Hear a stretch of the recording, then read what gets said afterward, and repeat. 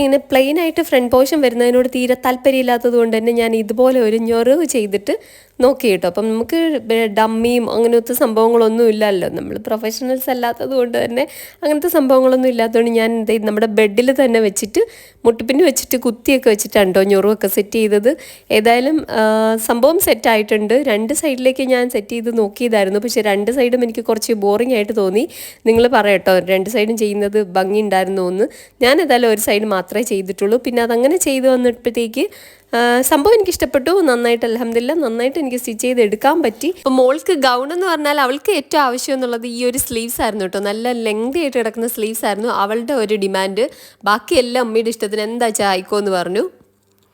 അങ്ങനെ നമ്മൾ ഈ ഒരു ഞൊറിവ് സെറ്റ് ചെയ്ത് വന്നപ്പോഴത്തേക്ക് ഇങ്ങനെ മുകളിൽ എന്തോ ഒരു ശൂന്യത പോലെ എനിക്ക് തോന്നിയത് കൊണ്ട് മാത്രം ഞാൻ ഈ ഒരു ബോ സെറ്റ് ചെയ്തു. ഈ ബോയുടെ സെൻറ്ററിൽ ഇരിക്കുന്നത് റിംഗ് ആണ്. റിംഗ് ഇവിടെ വെറുതെ ഇരിക്കുകയാണ്, അപ്പം നമ്മൾ യൂസ് ആക്കുന്നില്ലല്ലോ, അപ്പോൾ ഇതിൻ്റെ അകത്തെങ്കിലും ഇരിക്കട്ടെ എന്ന് വെച്ചിട്ട് ബാക്കി വന്ന ഒരു പീസ് എടുത്തിട്ട് ഫോൾഡ് ചെയ്ത് ബോ സെറ്റ് ചെയ്തിട്ട് അതിൻ്റെ സെൻറ്ററിൽ വെച്ചു. അപ്പോൾ ഒരിക്കലും ആ ബോ അഴിഞ്ഞു പോകത്തില്ലാത്ത രീതിയിൽ റിങ് വെച്ചിട്ട് സെറ്റ് ചെയ്ത് എന്നിട്ട് കൈത്തൈൽ വെച്ചിട്ടാണ് കേട്ടോ ഇത് ഡ്രസ്സിലേക്ക് ഫിക്സ് ചെയ്ത് വെച്ചിട്ടുള്ളത്.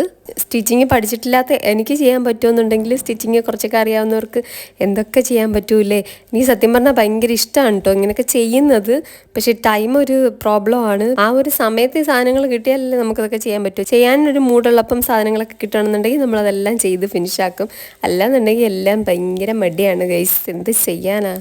ഏതായാലും കുറച്ച് സമയം കൊണ്ട് തന്നെ ഇതെനിക്ക് സ്റ്റിച്ച് ചെയ്ത് എടുക്കാൻ പറ്റി. അപ്പം ഏതായാലും മോൾക്കും എനിക്കിത് നന്നായിട്ട് ഇഷ്ടപ്പെട്ടു, നല്ല രസമുണ്ടായിരുന്നു. എന്നെക്കുറിച്ച് എനിക്ക് തന്നെ കുറച്ച് അഭിമാനമൊക്കെ തോന്നിയൊരു നിമിഷമാണ് കേട്ടോ. അപ്പോൾ നിങ്ങൾക്ക് ഇഷ്ടമായെന്ന് നിങ്ങൾ കമൻറ്റ് ചെയ്യുക.